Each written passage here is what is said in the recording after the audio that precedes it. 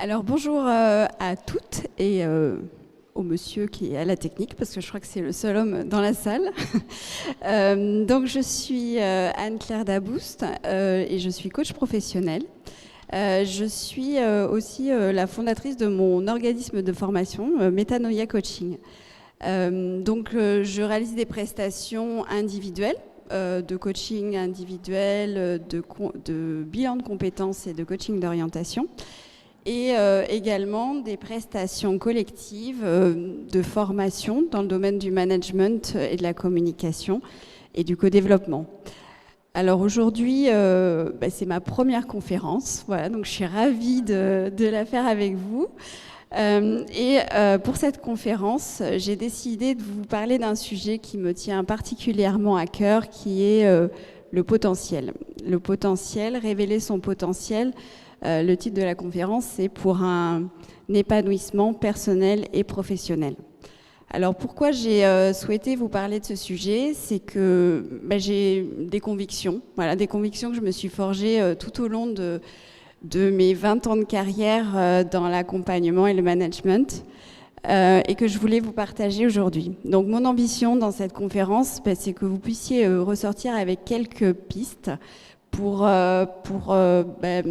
identifier votre potentiel, commencer à l'identifier si c'est pas encore fait, et puis avoir envie de l'explorer et de l'exploiter. Voilà, parce que moi je pars du principe que j'ai 3 convictions.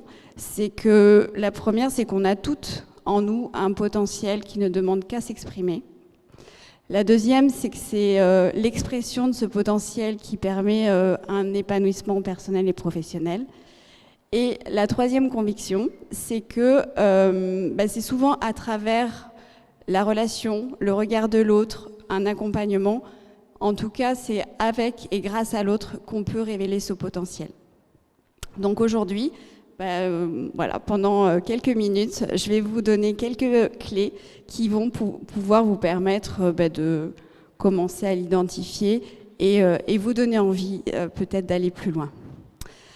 Alors pour commencer, je vais vous parler de mon parcours, pour illustrer mes propos.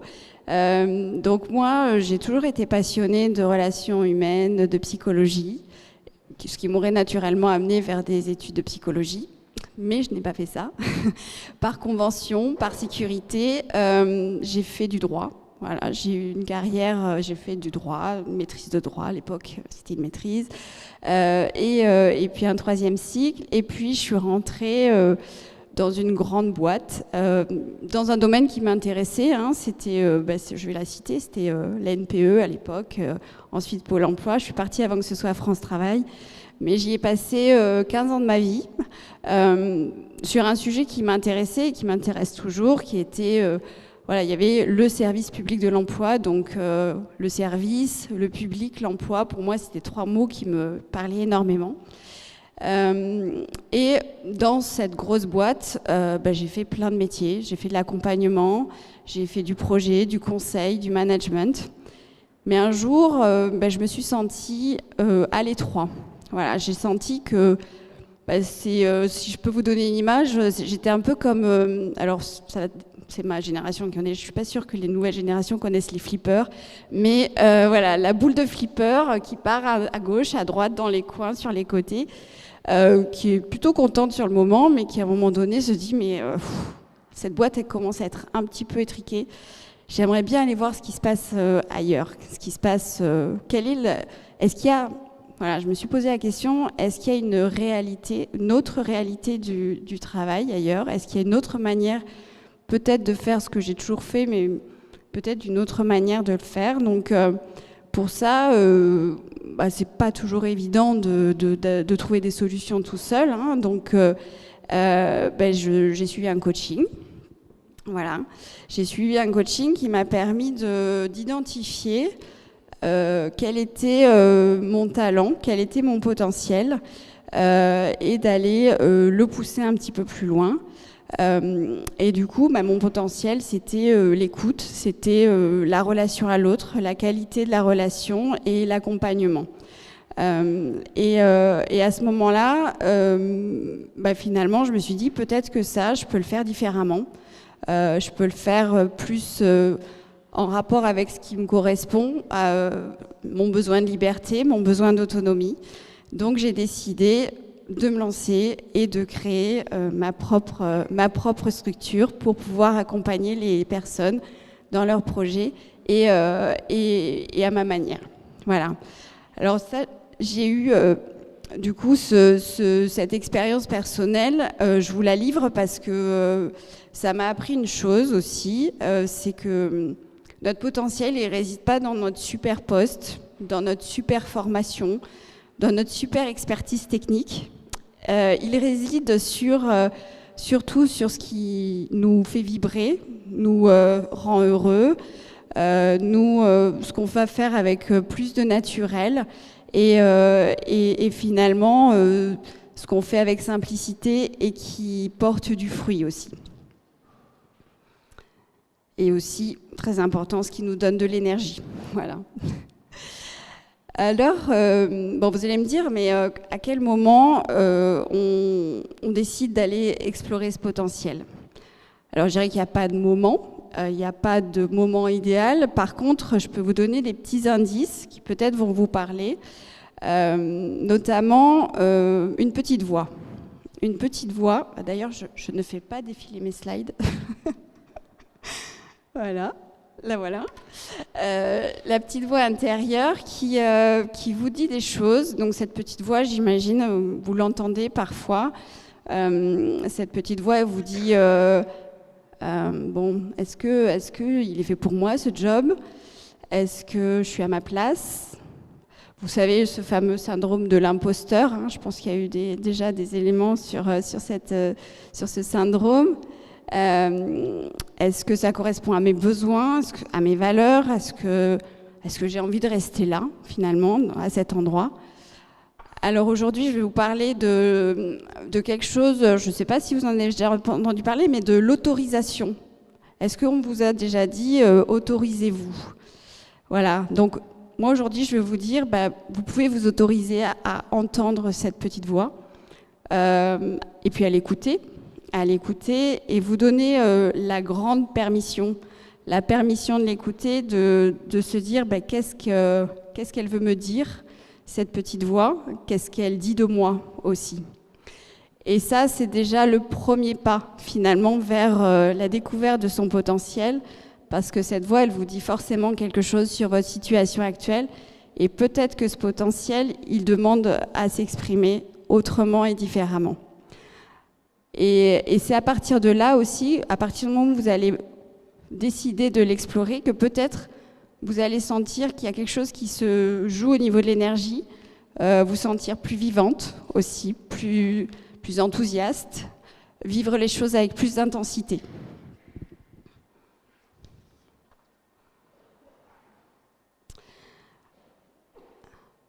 Alors, le potentiel, c'est quoi et comment l'identifier?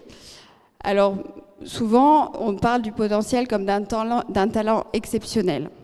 Moi, je vous dirais plus simplement, le potentiel, c'est ce qui se fait, ce que vous faites naturellement, sans forcément y penser, avec plaisir. Et souvent, pour pouvoir l'identifier, moi, je pose des questions à mes clientes, parce que j'ai souvent des femmes que j'accompagne, et je leur dis qu'est-ce que vous faites naturellement, sans y penser, même parfois sans qu'on vous le demande. Et la deuxième question, c'est qu'est-ce que les autres voient chez vous de particulier aussi? Qu'est-ce qu'on vient chercher chez vous? Alors aujourd'hui, comme vous êtes nombreuses et que vous êtes les unes à côté des autres, je vais vous proposer un petit exercice de réfléchir à ça, à ces deux questions. Qu'est-ce que vous faites naturellement et qu'est-ce que les autres viennent chercher de vous? Alors je vais vous demander de réfléchir individuellement pendant 2 minutes et puis de poser la question à votre voisine et d'échanger ce que vous avez pu identifier par rapport à votre potentiel. Alors, un petit indice. souvent on me dit oui, non, mais ça c'est hyper facile, tout le monde sait le faire. Alors justement, tout le monde ne sait pas le faire et vous le faites peut-être particulièrement bien. Donc voilà, je vous laisse deux, trois petites minutes pour réfléchir à ça et échanger avec votre voisine. Ok. Est-ce que vous avez commencé à identifier ce que ça pouvait être votre potentiel? Ouais. Ok. Alors aujourd'hui, j'ai envie de vous dire, qu'est-ce qui vous empêche de l'exploiter? Qu'est-ce qui vous empêche d'aller un petit peu plus loin? Parce que c'est ça, hein. La peur, par exemple. Ouais. La peur, ça peut être voilà, une raison. La peur du changement, la peur du regard, la timidité, ouais. La peur du regard des autres aussi. Voilà. La peur, ça peut être aussi un levier d'action, parce que parfois, quand on a peur, alors moi je fais une hypothèse sur la peur, c'est que c'est souvent ce qui nous attire en fait. Moi j'avais peur de prendre la parole en public. Je suis devant vous aujourd'hui parce qu'au fond, c'est ce qui fait vibrer, c'est ce qui fait que quand on a un message à transmettre, quand on a envie d'avoir un impact aussi et qu'on sait que ça peut être bon pour les autres, il faut y aller. C'est ça en fait le potentiel. Donc moi je vous encourage aujourd'hui à l'explorer. Alors c'est vrai que c'est un travail qui n'est pas évident à faire seul, donc c'est aussi pour ça que vous êtes là aujourd'hui, j'imagine. Il y a beaucoup de structures, de personnes, de personnalités, donc faites-vous confiance aussi par rapport à la personnalité que vous allez pouvoir choisir si vous souhaitez être accompagné. C'est un feeling aussi qui doit passer, une connexion entre vous et les personnes, c'est important. Donc ce travail, il peut être un peu déroutant, mais il est enthousiasmant et il donne encore plus d'intensité à la vie. Donc moi je suis là pour vous encourager à y aller, parce que c'est ça qui va faire que votre épanouissement il va être de plus en plus grand. Et surtout, une fois que vous avez découvert votre potentiel, c'est ce qui est extraordinaire, c'est que il est infini. C'est une source infinie de découvertes et il peut se mettre au service de plein de choses. Moi, par exemple, je fais de la radio. Jamais j'aurais pensé faire de la radio. J'interviewe des gens sur leur parcours professionnel. Voilà, parce que la radio, c'est aussi l'écoute, c'est aussi une manière de transmettre. Donc voilà, moi aujourd'hui, si j'ai un message à vous faire passer, c'est celui-ci, c'est oser et écouter cette petite voix. Alors, vous allez me dire, oui, mais j'ai entendu tout à l'heure, non, mais c'est pas de mon âge, voilà. Alors, je dirais qu'il n'y a pas d'âge. Moi, j'accompagne des jeunes à découvrir leur potentiel, j'accompagne des plus âgés. Il n'y a vraiment pas d'âge et il n'y a pas de moment aussi. C'est comme l'autorisation. Tout à l'heure, je vous parlais d'autorisation. L'autorisation, elle ne viendra pas de quelqu'un d'autre. Elle ne viendra pas de votre mari, de vos enfants, de vos copines, votre patron. Ça sera que vous qui vous donnerez cette autorisation. C'est pareil pour l'âge. C'est pareil pour le moment. Le moment, c'est le moment présent. C'est le seul moment qui compte finalement. C'est l'ensemble des actions que vous allez pouvoir mettre en place les unes derrière les autres qui vont faire le changement, qui vont participer au changement. Donc le moment parfait n'existe pas. Le seul moment qui compte, c'est celui qui est le bon pour vous. Voilà, donc je pense que c'est hyper important de se dire ça parce que c'est vous qui êtes à la manœuvre. C'est vous qui êtes responsable de vos choix, c'est vous qui vous donnez vos propres autorisations et c'est vous qui décidez du moment.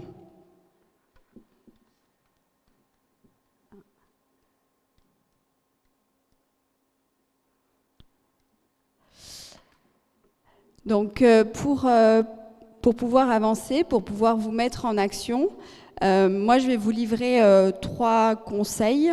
Alors en tant que coach, je ne suis pas censée donner des conseils, mais voilà, je vais vous donner des conseils parce que ça peut vous aider justement pour enclencher pour la suite par rapport à ce sujet du potentiel. On parlait des peurs tout à l'heure, c'est oser ne plus avoir peur de vos peurs. Voilà, oser les regarder en face et de se dire est-ce qu'elles sont réelles? Est-ce que c'est vrai? Est-ce que c'est vraiment vrai? Est-ce que c'est grave? Voilà. Et si vous répondez non à toutes ces questions, bah allez-y, hein. Voilà. Mais c'est parfois important d'aller jusqu'au bout et de les regarder parce que finalement, entre l'idée qu'on s'en fait et la réalité, elle est parfois bien différente. Oser passer à l'action, expérimenter, tester, ça c'est essentiel aussi parce que c'est ce qui va renforcer votre confiance.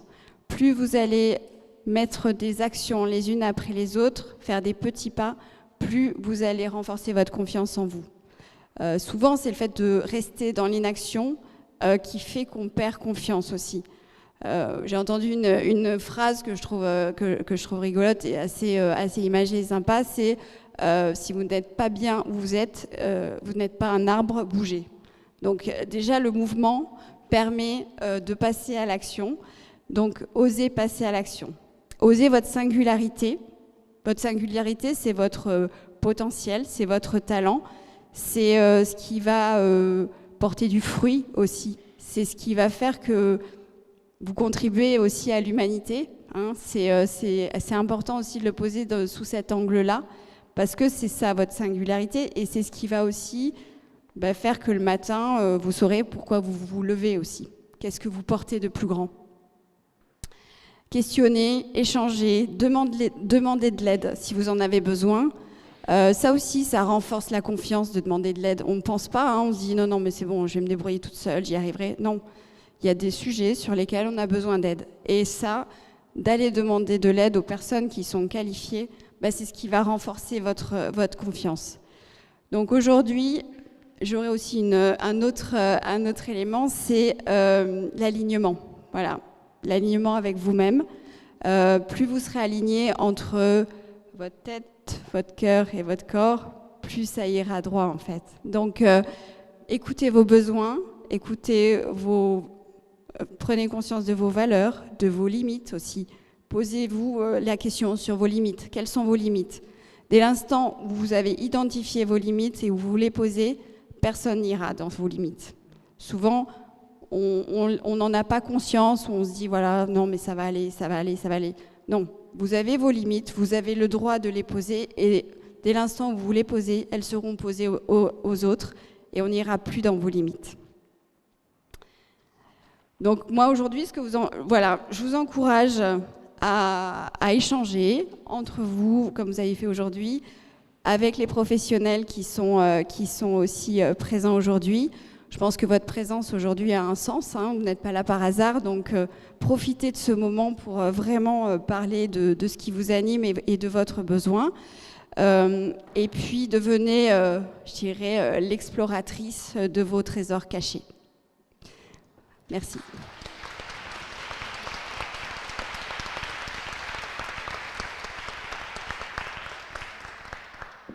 Alors, je sais pas, il reste 5 minutes. Si vous avez des questions, je suis à votre écoute.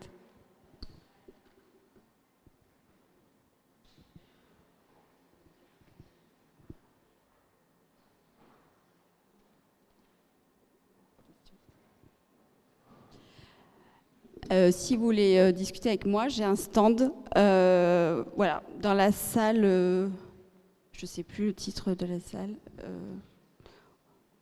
découvrez-vous, je ne sais plus l'intitulé. Oui, j'ai une question. Pardon ? Quelle formation pour le coaching ?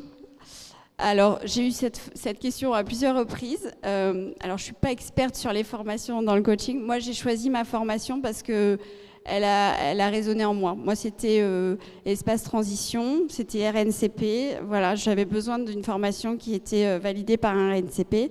Mais ça, c'est vraiment une question de feeling aussi. Donc, je sais que les organismes organisent des séances en visio, de présentation. Donc, là aussi, faites-vous confiance, hein, allez voir, chercher, questionner et trouver celle qui vous correspond le mieux. Vos clients ? Alors, beaucoup de bouche à oreille. Voilà, j'ai un réseau aujourd'hui qui me permet de faire parler de moi. Des salons comme celui-ci, là aussi, hein, je pense qu'il faut oser se montrer.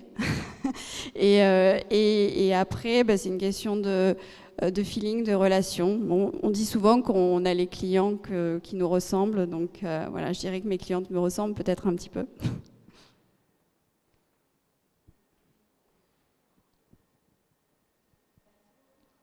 Merci à toutes et bon salon.